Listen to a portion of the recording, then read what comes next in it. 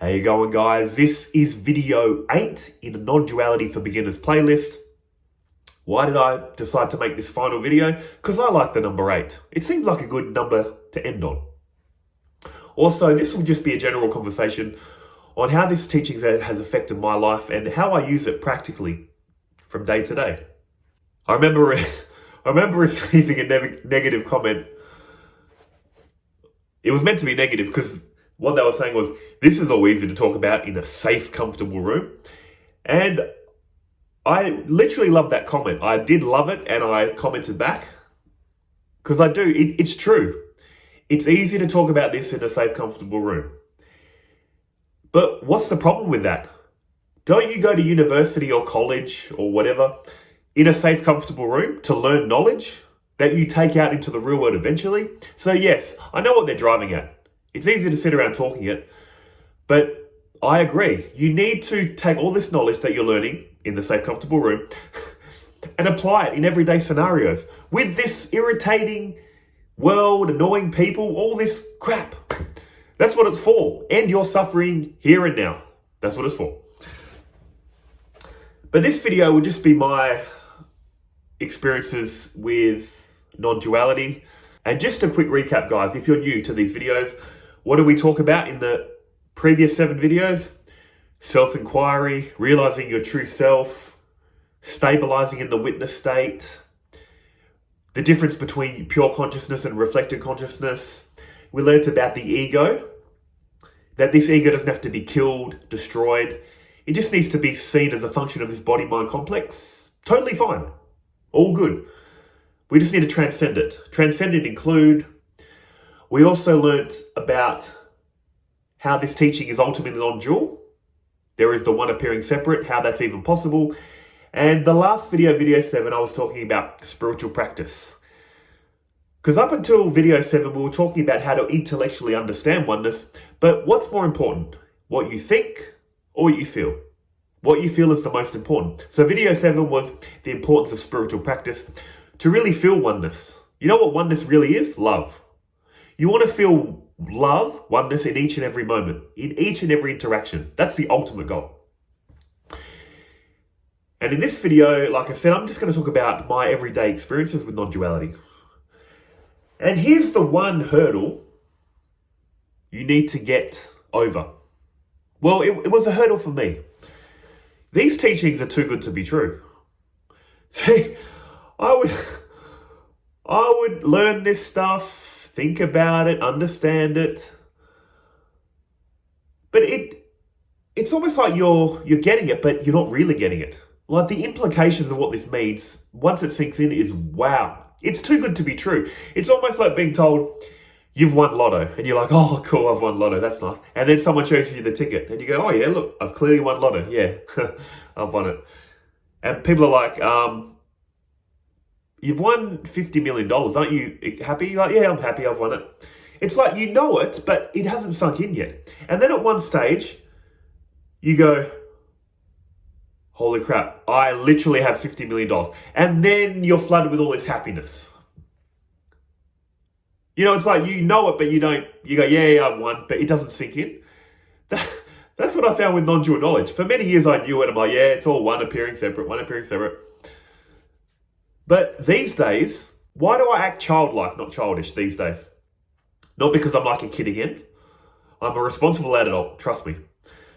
But I have this sense of wonder, excitement, happiness, because once it finally sinks in, I've won the 50 million. In this example, once it sinks in, the essence of you in all reality is one and the same fabric. I am just filled with this sense of joy, wonder, inner peace, happiness. When things are going well, for me and my loved ones, but when things are going wrong for me and my loved ones and other people, apparent strangers, there's so much love and compassion. They're the two feelings that are going to grow in you, from my personal experience. Sense of humor, playfulness, that's going to grow, and compassion.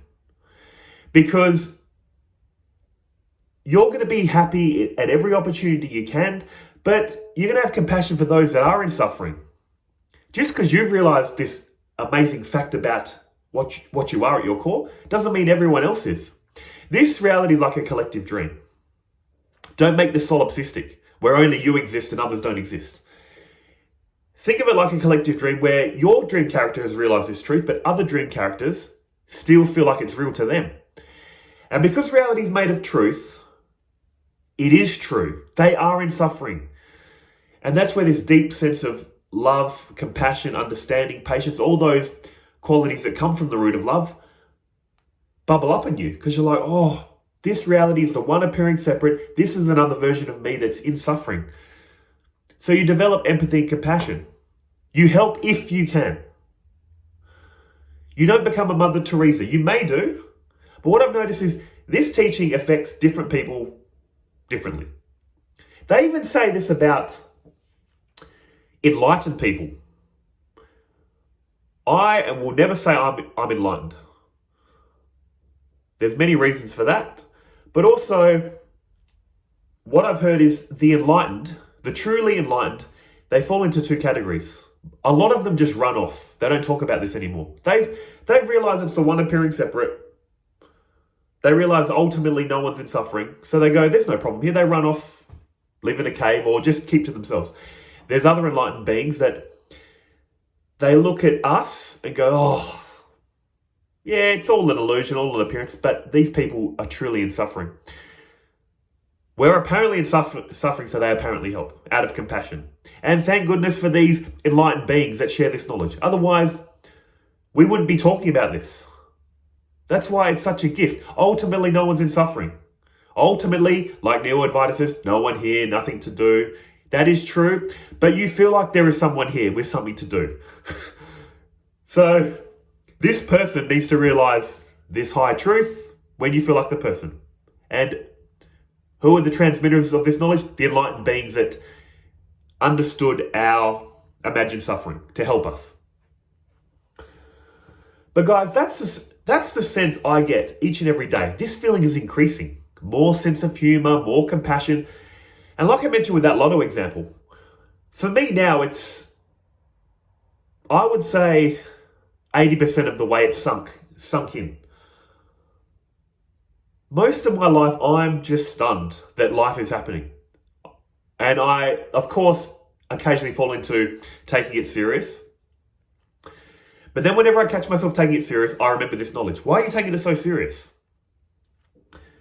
In the sense of, there's a balance. You need to take it serious, but not serious. You need to attend to the everyday things. Health issues, money issues, relationships.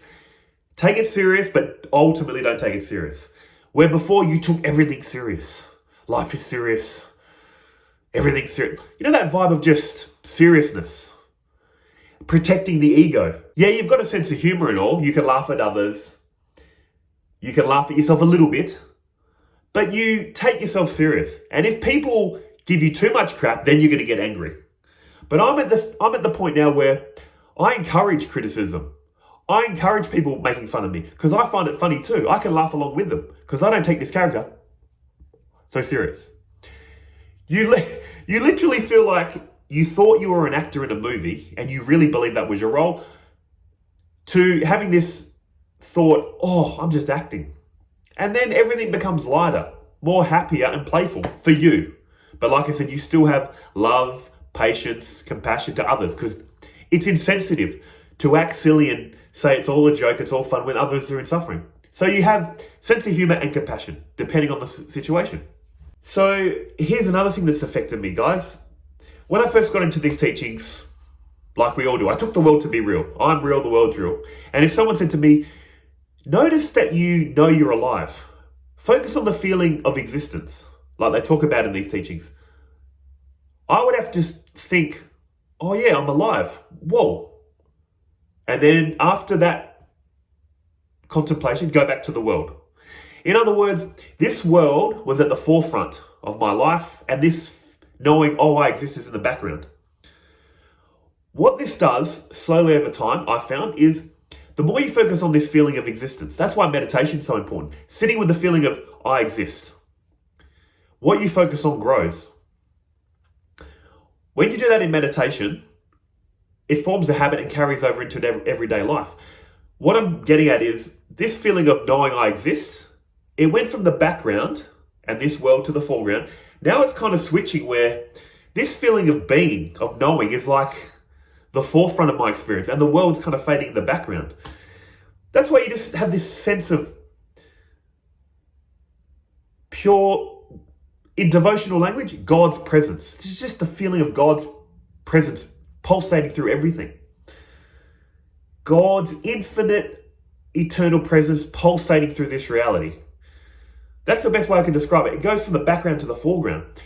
And when that feeling is pulsating through your body and through all reality, you just, like I said, feel a sense of love, peace, joy, sense of humor, compassion.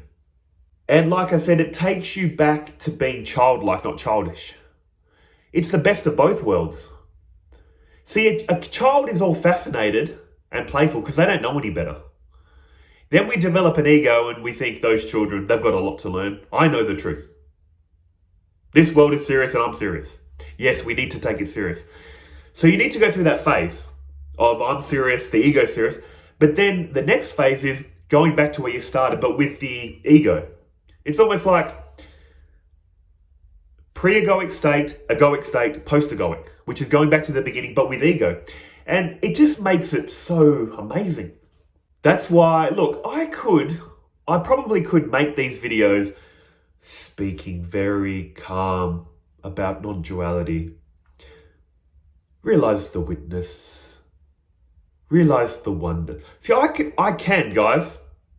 I can speak calm, controlled and relaxed, but these teachings make me excited. Here's another great criticism. This channel is like being yelled at in a small room. No like, no sub, good luck. Something like that. And I cracked up. That was so funny. Because it is. I'm in a room yelling at you guys a lot because I'm excited. So I literally love these negative comments because they really hit me with some zingers that I love.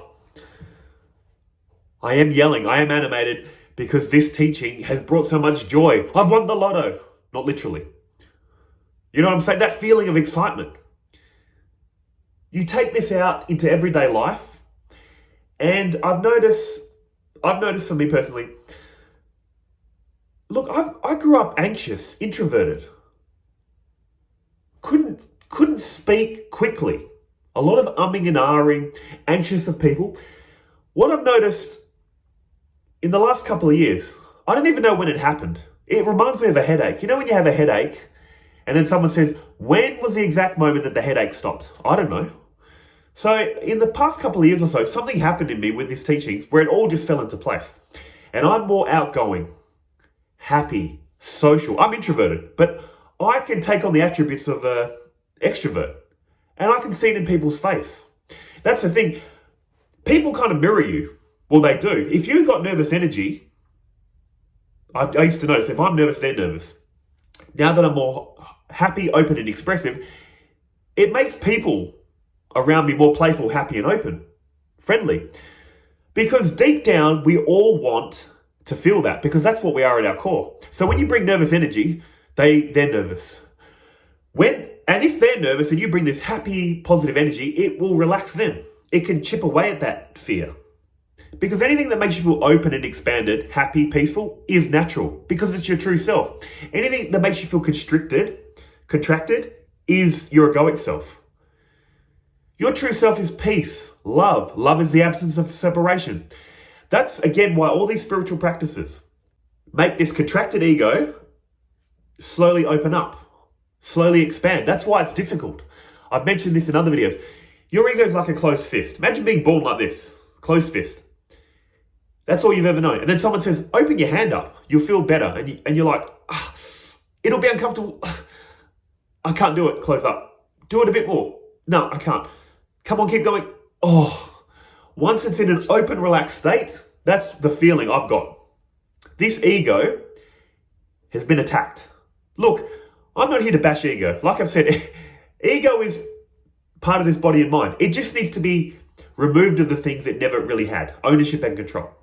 But the ego gives the appearance of separation. Cool. Thank you, ego. What a blessing. But when you strip away ownership and control, the ego's got a death grip on it. And you're like prying its fingers off. Give me ownership and control, ego. It's not yours anyway. It's uncomfortable. But once the ego lets go, the ego will thank you. We go, oh, thank you. What a burden, ownership and control. I couldn't manage it anyway. That's why I was stressing out and getting angry. Oh man, I just get excited. I don't even know what I'm talking about anymore. But I'm so sorry, guys. Like I said, this video is a general conversation. This video is what you're in for. If I seem a bit weird and quirky, I'm sorry. Hopefully it doesn't affect you like this if you think I'm a weirdo. But here's how it's affected me. Like, I just want to round off this video now.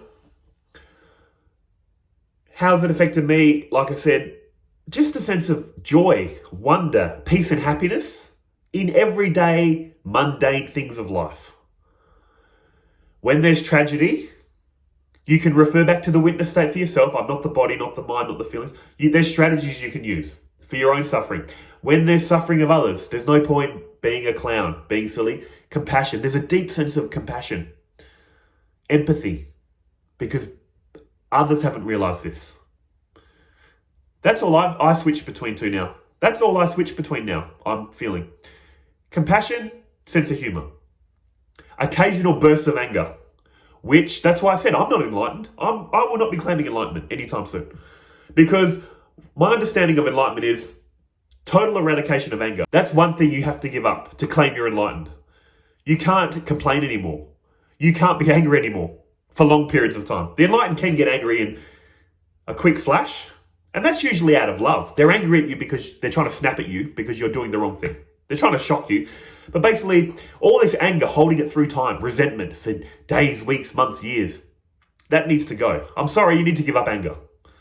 And I still have the flare-ups. So I'm not claiming enlightenment. But what I'm claiming is these teachings are such a treasure. I've done so many things in my life to be happy. This is the one thing I've held on for the longest. Because it's the gift that keeps on giving. It's like investing. The happiness compounds keep returning and snowballing. So why would you give it up? We do what makes me happy. We do what makes us happy, don't we? This has made me so happy. And it's so, once you see it, it's like, it was so obvious. And you think, how come everyone can't see this? And then you realize, they can't, because overlaid with thinking, seeing reality through their thinking, not realizing they're the source of happiness, overlaid with thinking, all they need to do, which is very hard, see through this thinking, which is created by ego too. It's so simple, it's complicated. So guys, just to end this video, this was, like I said, a non-duality for beginners playlist. This is video 8. There's probably not much to learn in this video, but it was just giving you my experiences on what this teaching has done to me. It's brought so much happiness, peace, joy, playfulness into my life, compassion for others, made me very quirky. Now look, don't be concerned. If you're worried about what I'm acting like, that's my personality. That's what it's done to me. It doesn't mean you're going to act all weird like me. So don't worry. Don't think, should I get into these teachings? I'm going to be a weirdo like Simon? Possibly, but possibly not. But one thing it will give you, no matter how your personality appears post-teaching, you're going to have peace, love, the feeling of, I don't need anything from this world anymore. I feel complete, deep down. On the level of appearance, you're still going to work, do hobbies, activities, all that stuff. But deep down, you've solved the problem of your suffering.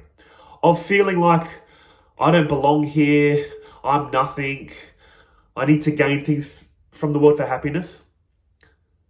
You used to interact with others to gain happiness from them. Now you'll interact with others, once all this sinks in, just to celebrate life. You're not doing it to gain happiness from them, you're just excited. You know when you're very happy, you want to share happiness with others? That's what it'll be like. You don't need others, but you want to share this miracle of existence with them. And they'll sense that in you. They'll sense, this person doesn't want anything from me other than to share happiness. There's no ulterior motive. So guys, I'll end the video there. Again, this was video 8 in a non-duality for beginners playlist. I really hope it's helped you. And this playlist is basically going to be the start for you, I'm guessing. There's so much more work to do, but I was just trying to give you a framework. What these teachings are saying, some things to think about and to contemplate, and the end result. This ultimately isn't the end result because I'm not in line. But all I can tell you, this is the best thing that has ever happened to me in terms of my mental health, happiness, peace, and joy. The gift that keeps on giving. I'll leave it there, guys. Thanks again. And I'll see you beautiful people in other videos. Not in this playlist, but other videos on my channel, if you're so inclined to watch them. Okay, see you guys.